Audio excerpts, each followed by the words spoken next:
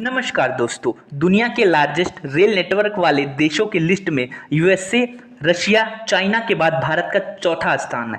जैसे कि आप लोगों को पता है कि हमारी इंडियन रेलवे कितनी ज़्यादा बड़ी रेलवे है और इसकी शुरुआत अंग्रेजों के ही टाइम से हो गई थी। अंग्रेजों ने पहली बार 16 अप्रैल 1853 में भारत में रेलवे की शुरुआत करी थी या पहली रेलगाड़ी चलाई थी। जो ये रेलगाड़ी थी ये मुंबई के बोरी बंदर से ठाणे के बीच चलाई गई थी।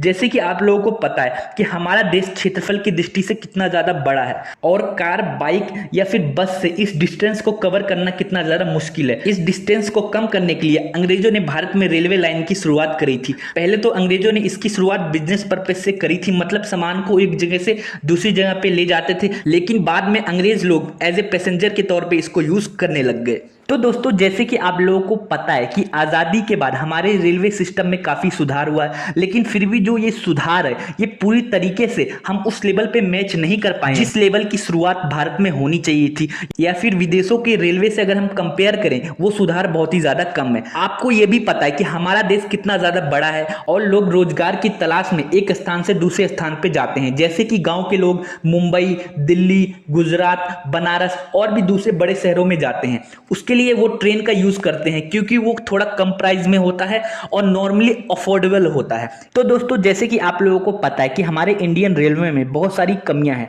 पहली चीज ये कि ट्रेन में बहुत ज्यादा भीड़ होती है। दूसरी चीज ये भीड़ की वजह से ट्रेन में बहुत ज्यादा गंदगी होती है, इसलिए सफर करना बहुत ही ज्यादा मुश्किल हो जाता है। तीसरी चीज ये कि ट्रेन बहुत ज्यादा लेट होती है। लेट ऐसे होती है कि 5-10 मिनट लेट नहीं होती या आधा घंटा लेट नहीं होती।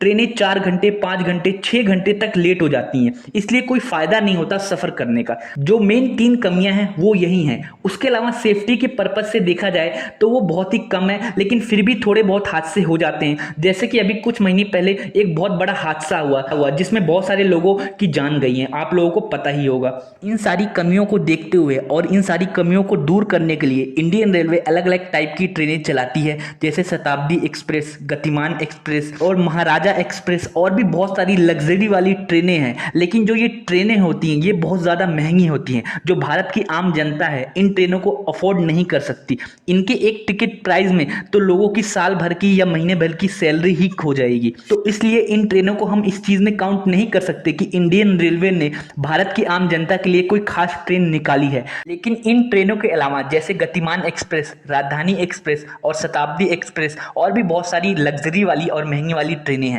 इन ट्रेनों के अलावा एक और ट्रेन जो चर्चा का विषय बनी हुई है वो है वंदे भारत एक्सप्रेस। जी हाँ दोस्तों, आज की इस वीडियो में हम इसी ट्रेन के बारे में डिटेल में बात करने वाले हैं कि इस ट्रेन की शुरुआत कब हुई, क्यों मोदी गवर्नमेंट ने इस ट्रेन को चलाना बेहतर समझा, क्या ये आम जनता के लिए, आम पब्लिक के लिए अफोर्डेबल है, मतलब आम जनता इसको यूज कर सकती है कि नहीं, और भी इसके बारे में अच्छे से डिटेल में और इसके फीचर्स के बारे में बताऊंगा। तो दोस्तों, वीडियो में आगे बढ़ने से पहले मैं चाहूंगा आप मेरे चैनल को सब्सक्राइब कर दो ताकि मैं थोड़ा मोटिवेट हो सकूं आप लोग के लिए और भी अच्छी और बेहतरीन वीडियो बनाने के लिए। तो दोस्तों, वीडियो में आगे बढ़ते हैं। तो दोस्तों, मोदी गवर्नमेंट ने इंडियन रेलवे को अपग्रेड करने के लिए भारत में पहली बार 15 फरवरी 2019 को वंदे भारत एक्सप्रेस को इंट्रोड्यूस किया था। पहली वंदे भारत ट्रेन नई दिल्ली से बनारस के बीच चलाई गई थी। यह नई दिल्ली से सुबह 6 बजे निकली थी और बनारस में करीब 2 बजे के आसपास पहुंच गई थी। मतलब इसने अपने 760 किलोमीटर का सफर 8 घंटे में तय किया था। तो दोस्तों, जो इस ट्रेन की स्पीड है वो हाईएस्ट 180 किलोमीटर प्रति घंटे की बताई गई है। तो दोस्तों, अगर इस ट्रेन के लुक के बारे में बात करें तो ये दिखने में काफ़ी प्रीमियम लगता है और इसमें मेनली 2 क्लासेस हैं। एक तो एसी चेयर क्लास है और दूसरा एग्जीक्यूटिव क्लास है। जी हाँ दोस्तों, इसमें नॉर्मल अभी स्लीपर क्लास नहीं दिया हुआ है। तो दोस्तों, अब हम ये बात कर लेते हैं कि ये ट्रेन अंदर से या लुक वाइज कैसा है।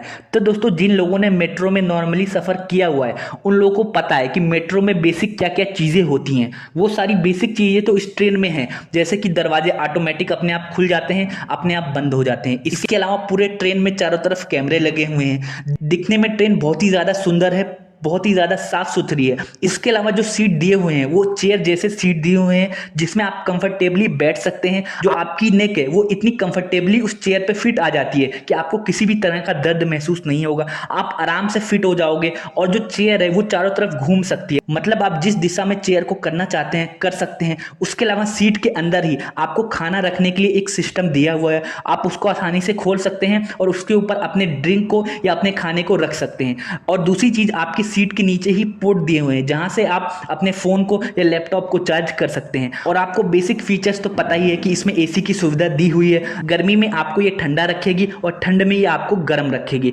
उसके अलावा दिखने में जो इसका लुक है वो बहुत ही ज़्यादा प्रीमियम है। मतलब आपको ऐसा फील आएगा जैसे कि आप हवाई जहाज में सफ़र कर रहे हैं। और अगर हम इसके खाने की बात करें तो जब आप इसके टिकट को खरीदोगे तो उसमें ही आपको खाने का प्राइस इंक्लूड रहता है। तो आपको सुबह आपको नाश्ता मिल जाएगा, उसके अलावा लंच में आपको ठीक ठाक खाना मिल जाएगा। तो दोस्तों जो ये लंच या डिनर होता है ये इस चीज़ पे डिपेंड करता है कि आप किस शहर में जा रहे हो। जैसे कि अलग अलग रूट पे वंदे भारत एक्सप्रेस चलती हैं। टोटल अभी फिलहाल आज की डेट में 18 वंदे भारत एक्सप्रेस चल रही हैं। तो ये अलग अलग रूट पे चलती हैं, उसी हिसाब से खाना दिया जाता है। जैसे कि अगर आप मुंबई से गुजरात जा रहे हो तो मुंबई और गुजरात में जो जो फेमस चीज़ें हैं उस हिसाब से आपको खाना दिया जाता है। खाना इनका प्रीमियम क्वालिटी का है, ठीक ठाक है, आप अच्छे से खा सकते हो। और दूसरी चीज़ ये जो सेफ्टी के पर्पज से मुझे काफ़ी अच्छा लगा, अगर आपको लगता है कि आपको किसी इमरजेंसी की ज़रूरत है या ट्रेन में कोई ऐसी चीज़ हो गई है जिसको आप ड्राइवर को बताना चाह रहे हो या गार्ड को बताना चाह रहे हो तो एक टॉकिंग ऑन का फीचर्स दिया हुआ है। आप उस पर क्लिक कर सकते हो और ड्राइवर को या गार्ड को आप बता सकते हो कि कोई खतरा है या कोई भी चीज़ आपको लगता है कि आप अगर ठीक नहीं हो तो आप उस चीज़ को बता सकते हो। तो दोस्तों अब हम ये बात कर लेते हैं कि इस ट्रेन की हाईएस्ट स्पीड कितनी है। तो दोस्तों वैसे बताया जा रहा है कि इस ट्रेन की हाईएस्ट स्पीड 180 किलोमीटर है, लेकिन जैसे कि आप लोगों को पता है कि वंदे भारत एक्सप्रेस फिलहाल 100 किलोमीटर या 120 से 130 किलोमीटर की रफ्तार से चल रही है। ऐसा इसलिए हो रहा है कि जैसे कि आप लोगों को पता है कि भारत में जो पटरियां बिछी हुई हैं वो अंग्रेजों के टाइम से बिछी हुई हैं। ये बहुत ही ज़्यादा पुरानी हो गई हैं और नई पटरियां बहुत ही कम बिछी हुई हैं। जो अपग्रेड वर्जन है पटरियों का वो बहुत ही कम है। इस वजह से जो ये पटरियां हैं इतनी स्पीड नहीं झेल सकती। 180 किलोमीटर प्रति घंटा की रफ्तार ये पटरियां शायद ना झेल पाएं। इस वजह से भारत के हर रूट पे 180 किलोमीटर प्रति घंटे की रफ्तार से ट्रेनों को चलाना नामुमकिन है। इस वजह से वंदे भारत अपने लोवेस्ट स्पीड पे चल रही है, पहली चीज ये। लेकिन भारत में ऐसी कुछ पटरियां हैं या फिर कुछ ऐसे रूट हैं जहां पे वंदे भारत अपने मिनिमम स्पीड पे चल सकती है, या बहुत सी ऐसी ट्रेनें हैं जो अच्छी खासी स्पीड पे चलती है। जैसे शताब्दी एक्सप्रेस न्यू दिल्ली से आगरा के रूट पे 160 किलोमीटर प्रति घंटे की रफ्तार से चलती है और उसी रूट पे वंदे भारत एक्सप्रेस भी 160 किलोमीटर प्रति घंटे की रफ्तार से चलती है। तो दोस्तों सिक्योरिटी के हिसाब से भी ये ट्रेन काफी बेहतर है। इसमें एक सिस्टम लगाया गया है जिसको कहा जाता है कवच सिस्टम। इस सिस्टम के अनुसार अगर वंदे भारत ट्रेन किसी पटरी पे चल रही है और उसी पटरी पे अगर दूसरी ट्रेन आती है तो ये ट्रेन ऑटोमेटिक कुछ दूरी पे जाके अपने आप रुक जाएगी।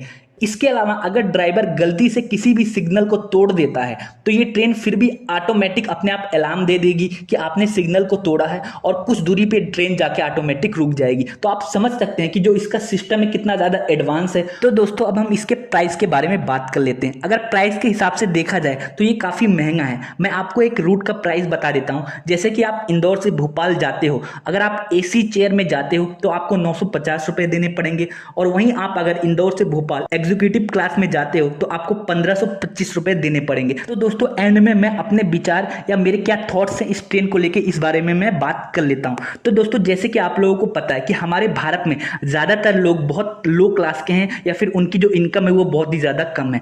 और ये इस प्राइस को जैसे कि मैंने आप लोगों को ये प्राइस बताया 3380 या 1800, इस प्राइस को बहुत ही कम लोग अफोर्ड कर सकते हैं। और जैसे कि आप लोगों को पता है कि जो इंडियन लोग हैं वो नॉर्मली जनरल क्लास और स्लीपर क्लास में ही सफ़र करते हैं। जो AC क्लास है वो बहुत ही कम लोग उसमें सफ़र करते हैं या फिर जिनकी इनकम थोड़ी मीडियम है या थोड़ा ज़्यादा अफोर्ड कर सकते हैं वही AC क्लास में सफ़र करते हैं। अब हम वंदे भारत ट्रेन के बारे में बात कर लेते हैं कि आपको पता है वंदे भारत ट्रेन पूरी तरीके से प्रीमियम क्लास ट्रेन है और इसमें 2 ही क्लास दी गई हैं, एग्जीक्यूटिव क्लास और AC चेयर क्लास। उस हिसाब से देखा जाए कि जो हमारे जो बेसिक इंडियन लोग हैं जिनकी इनकम कम है उनके हिसाब से ये ट्रेन नहीं बनाई गई है फिलहाल। लेकिन इंडियन गवर्नमेंट या इंडियन रेलवे ऐसा ट्रैक कर रही है कि इसमें स्लीपर क्लास और जनरल क्लास को भी ऐड कर दे। जैसे कि आप लोगों ने देखा है मेट्रो में आज ज़्यादातर हर कोई सफ़र कर रहा है। जिनकी आय कम है वो भी मेट्रो में आराम से सफ़र कर पाते हैं क्योंकि जो मेट्रो का प्राइस है वो बहुत ही ज़्यादा कम है और वो लोकली एक जगह से दूसरी जगह जाने के लिए काफ़ी बेहतर है। उसी तरीके से इंडियन रेलवे भी सोच रहा है कि वंदे भारत ट्रेन अभी लॉन्ग रूट के लिए बनाई गई है लेकिन अब छोटे छोटे रूट पर भी वंदे भारत टाइप की ट्रेनें चलाई जाएंगी और उसमें स्लीपर क्लास और जनरल क्लास भी ऐड कर दिया जाएगा। उसके बाद बाद जो हमारे हिंदुस्तान के जो जनरल लोग हैं, जिनकी आय कम है, वो भी इन ट्रेनों में आराम से सफर कर पाएंगे। लेकिन अगर फिलहाल देखा जाए तो ये जनरल लोगों के लिए, जिनकी आय कम है, उनके लिए ये ट्रेन नहीं है। अगर इतना पैसा वो खर्च करना चाहते हैं तो वो सीधे एरोप्लेन या हवाई जहाज के थ्रू भी एक जगह से दूसरी जगह जा सकते हैं। तो दोस्तों उम्मीद करता हूं आपको ये सारी इंफॉर्मेशन अच्छी लगी। आपको अगर इसके बारे में कुछ और पूछना है तो आप नीचे कमेंट कर सकते हैं। जाते जाते मैं चाहूंगा आप मेरे इस चैनल को सब्सक्राइब कर दो, ताकि मैं थोड़ा मोटिवेट हो सकूं आप लोगों के लिए और भी अच्छी बेहतरीन वीडियो बनाने के लिए। वीडियो देखने के लिए आपका बहुत बहुत शुक्रिया।